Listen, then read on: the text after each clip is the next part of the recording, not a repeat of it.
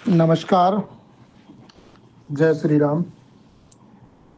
मेरे सभी paramilitary force CAPF के साथी, रिटायर सर्विंग पैरामिलिट्री फोर्स के सभी परिवारजन, वीर नारियों को आज शिवरात्रि के दिन मेरा नमस्कार। जय हिंद। मैंने अभी दीपेश भाई पटेल ने जो गुजरात से एक वीडियो दिया, जो 6 अप्रैल को जंतर मंतर पे बार बार जवानों के नाम पर एक तरह से गतिविधि चलाकर पैरामिलिट्री की लड़ाई को समाप्त करने का जो कार्य किया जाता है, उस पर दीपेश भाई पटेल ने एक वीडियो दिया। मैंने पूरा वीडियो सुना और ये सभी ग्रुप में मैंने डाला भी है।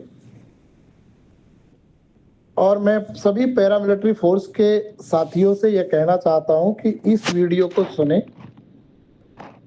और दीपेश भाई पटेल, मैं आपकी सराहना करता हूं, आपके जज्बातों की कदर करता हूं और आपने जो वीडियो में बोला वो एकदम सत्य है। और मैं आपसे एक वादा करता हूं कि आप आगे बढ़े। जिस लायक भी हमसे आपकी मदद हो सकेगी, हम उस मदद के लिए हमेशा तैयार हैं। Confederation of x paramilitary force welfare association के आप अभी मौजूदा समय में उपाध्यक्ष भी है और सभी संगठनों ने आपको राष्ट्रीय स्तर पर अध्यक्ष मांगा है। बेशक आप किसी भी पद से आए, आप हिचकिचाए ना, कन्फेडरेशन की तरफ से भी आपको संपूर्ण समर्थन दिया जाएगा। आपको पैरामिलिट्री का राष्ट्रीय अध्यक्ष मानने में हमारी सर्वप्रथम सहमति है। मैं आपके काम देखता रहता हूं, उन कामों को देखते हुए हमें गर्व होता है कि आप जवानों को, जिनको समस्या है, उनके परिवारों को, वीर नारियों को आप किसी भी तरह से उनकी मदद करने के लिए बढ़ चढ़कर आगे जाते हैं और आप कार्य कर भी रहे हैं। ये जो एनसीआर में नौटंकी चल रही है बहुत दिन से कि भाई दिल्ली एनसीआर का आदमी लड़ाई में सक्सेस है, ये लड़ाई फड़ाई नहीं लड़ेंगे। दिल्ली एनसीआर में कभी भी कोई धरना हुआ है, 150 आदमी दिल्ली एनसीआर के इकट्ठे नहीं होते। इतने तो दीपेश भाई आपके पास में हर जिले में आप रोज इकट्ठे करते हो। मैं पॉलिटिकल पार्टी से जुड़ा होने के बावजूद मैं ये बात नहीं कह सकता कि आपको क्या करना, लेकिन स्वाभाविक जो पैरामिलिट्री के अधिकार हैं उन पर जहां तक भी स्वाभाविक जो मांग है, जो संभव है, उस मदद के लिए आपको आवाज उठानी चाहिए और उसके लिए हम साथ हैं। लेकिन ये जो पैरामिलिट्री फोर्स के जवान और रिटायर जिन्हें मात्र 20-22 हजार पेंशन मिलती है, उन्हें चारों तरफ से बार बार हर 6 महीना 3 महीना में जो दिल्ली चलो जंतर मंतर, चलो जंतर मंतर, फिर मंच सजेगा, तो ये मानसिकता क्या है? मैंने पहले भी कहा, अभी भी कह रहा हूं, ये मैं इसको SC ST OBC जर्नल में भी नहीं मानता। ये ओनली फॉर एक समुदाय का धरना है,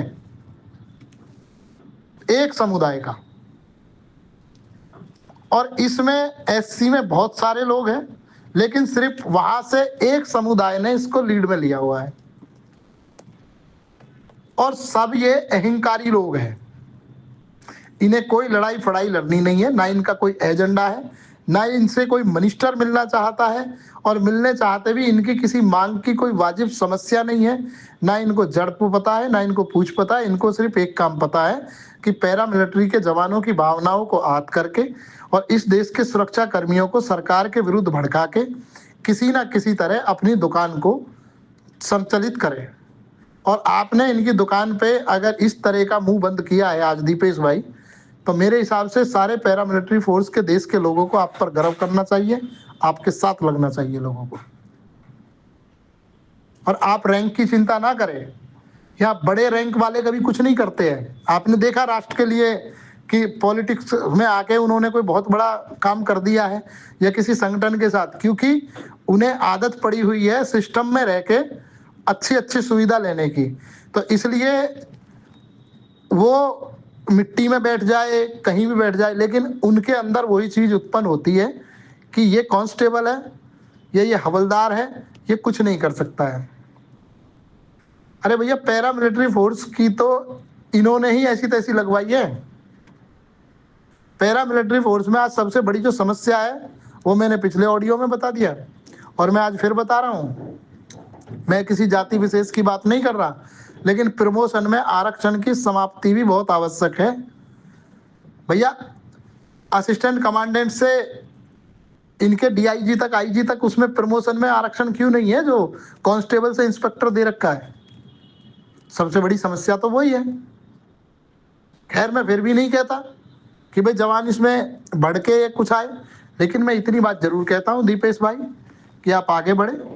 वो एक संविधानिक है, वो मुद्दा है कि भाई प्रमोशन में आरक्षण नहीं होना चाहिए, मैं उसको भी ज्यादा सीरियस इसलिए नहीं ले रहा, लेकिन ये समस्या है और इस समस्या का समाधान न्यायपालिका से होगा, यह संविधान का जो भी पैरामिलिट्री का रूल है उसमें बदलाव से होगा।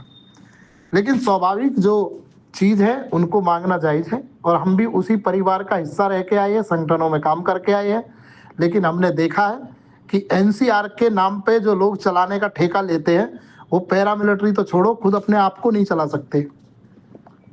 इनके पास ये इनके कोई काम धाम नहीं है, इसलिए सारे भारत के लोगों को दिल्ली में इकट्ठा करके बनाते हैं कि दिल्ली में सारे मंत्रालय है, भाई यहाँ हम कुछ करेंगे।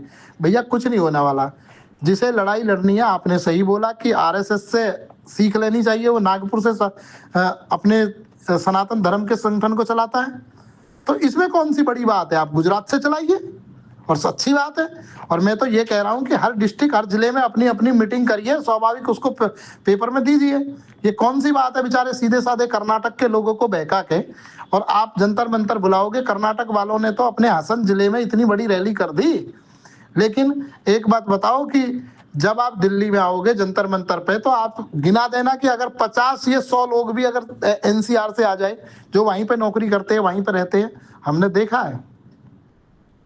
दीपेश भाई, ये धंधा बिल्कुल बंद होगा और मैं ये 6 तारीख की, जो 6 अप्रैल की इन्होंने जंतर मंतर पे पैरामिलिट्री फोर्स के नाम से जो धरना देने का काम किसी संगठन ने किया है, मैं कहता हूं कि सारे देश के पैरामिलिट्री फोर्स को बता दो कि ये धरना कैंसिल हो गया और कोई भी इसमें आने की कृपया ना करे। मैं बताऊं, 14 फरवरी को पुलवामा डे के दिन हम और मनोज जी 2 आदमी गए थे फूल चढ़ाने के लिए पुलिस मेमोरियल पे। एक आदमी नहीं आया। ये ठीक है, ये कभी नहीं आते। ये बड़े जाति विशेष से जुड़े हुए लोग हैं, इनका कुछ नहीं। इनका अध्यक्ष भी उसी विशेष से, ये जनरल सेक्रेटरी भी वहीं से, इनके उपाध्यक्ष भी वहीं से, इनका ट्रेजरर भी वहीं से। ये सब लोग सिर्फ एक विशेष से जड़े हैं। किसी पे कसम खवा देते हैं, अब तू कसम खा, अगर मैं घर जब बढ़ूंगा भाई, जब पैरामिलिट्री फोर्स की सारी लड़ाई समाप्त हो जाएगी। ये कोई बात है भाई? ये वहीं से, ये कुछ नहीं करने वाले। आप अपना काम करें और हम आपके साथ हैं और आपको जब भी जरूरत पड़ेगी आपका सहयोग करेंगे। आप गुजरात से अच्छा कार्य कर रहे हैं, सारे देश के लोग आपके साथ हैं। उत्तर प्रदेश के जितने लोग हैं वो हमने रोक लिए हैं, वो भी दीपेश भाई के साथ है। ठीक है, और ये जो लोग हैं ना, मैं तो आकांक्षी और स्वार्थी, अरे किसी रैंक का छोड़ो यार, रैंक से क्या रैंक पैंक रह गया? ठीक है, रैंक में रह के क्या किया हमारे लिए जो अभी करेंगे? इनको छोड़ो यार, जो रैंक वाला वो अपने घर रखो रैंक को। वहां भी इनको चेयर चाहिए, यहाँ भी इनको कुर्सी चाहिए। वो हमने देख लिया राजनीति में आके क्या क्षमता है, क्या है लोगों की। बस वही हो गया, वही ये खत्म करो। हम ज्यादा नहीं कहना चाहते। यहाँ सबके पास आधार कार्ड है, सब देश के नागरिक है और आम नागरिक की तरह काम करो और अपनी बातों को आगे बढ़ाओ। यहाँ पे कुछ नहीं है। दीपेश भाई जिंदाबाद और सब दीपेश भाई का सहयोग करें। धन्यवाद, जय हिंद। आप आगे बढ़िए और कहीं भी जरूरत पड़े तन मन और धन से हम आपके साथ हैं। नमस्कार।